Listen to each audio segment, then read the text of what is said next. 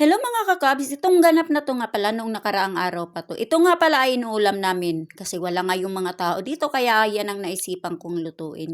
Tina-try ko lang naman kung pwede ba talaga yung ganitong luto sa manok. Bale nga pala parang pakbiti style lang yung aking ginagawa diyan. Bale nga pala nagayat lang ako ng gulay diyan, patatas, carrots at saka mayroong nga palang talong at saka kalabasa. At wala naman akong gata sa niyog kaya ang ginagamit ko nga pala ay yung cooking cream. Kaya yan na lang yung aking ginagamit. Tina-try ko lang talaga kung mapwede ba talaga. Ayan na nga pala, tawa ng tawa pa yung kasama ko dyan kasi nga tinuturo ko sa kanya kung ano ang mga pangalan dyan kasi may mga kasama nga pala ako dito na mga ibang lahi.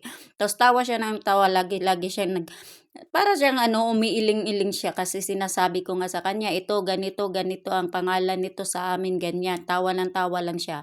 Alam niyo dito, kahit nga mga kasama ko dito, mga ibang lahi, parang kahit sabihin natin na mga matatamad sila, syempre wala tayong magagawa. Gawin na lang natin kung ano yung trabaho natin, hayaan na lang natin sila. Ang importante yung magkaintindihan kayo ng kasama nyo kasi parehas lang naman kayo trabahador, hindi naman kayo yung may amo kayo, hindi naman kayo amo dito kundi nagtatrabaho lang din naman kayo dito. At ito nga pala yung mga kasama ko mga ibang lahi, oo yung iba parang hindi sila magkakaintindihan pero para naman sa akin okay lang yun kasi hindi naman natin sila pwede pipersahin na magtrabaho kayo or ano, pero meron naman din kusang gumagalaw. At yan nga pala, nandiyan nga pala siya sa harapan ko. Tapos yan, tawa siya ng tawa kasi para siyang ano ba, yung nalilibang na lang talaga siya sa mga niluluto ko kasi pag inuutosan kasi siya ng amo niya. Kasi mas madalas talaga sila dito sa amin kumakain.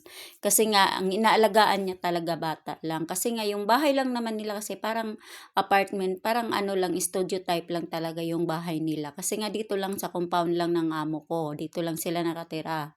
Pero nga pala yung dito nga pala sila kakain or minsan doon sa kanila minsan hinahatiran pero pag dito madalas talaga sila dito kakain. At ako nga pala, yan nga pala yung niluluto ko. Sabi ko nga, i-try ko kaya yung cooking cream kasi wala naman tayong gata sa niyog kaya yun na lang ang itatry ko pagluluto diyan. Bale nga pala ay ginigisa ko muna lahat-lahat diyan at yan nga pala ay nung natapos na paggisa lahat, ayan nilagyan ko lang siya ng cooking cream at saka yung magic lang yung aking nilalagay.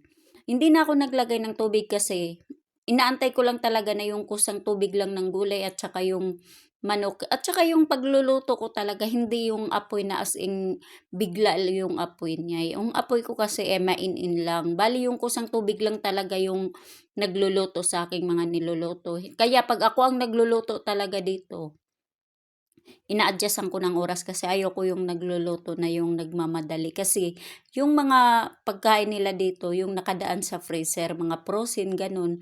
Oo, pwede mo naman biglain kaso lang iba naman yung lasa kasi iba yung pagkaluto, ibabaw luto yung ilalim kasi nandoon pa yung ice, nagdugo-dugo pa.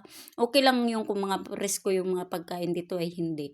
At yan nga pala o diba, yan ang resulta naging nagsasabaw talaga siya pero alam nyo yung pag-aano ko diyan yung pag-uukay ko akala ko parang ano yung nilalagyan ko siya ng mozzarella or cheese. Kasi nga sobrang lapot talaga niya pero okey-okey talaga siya lalo na nilalagyan ko siya ng mahanghang.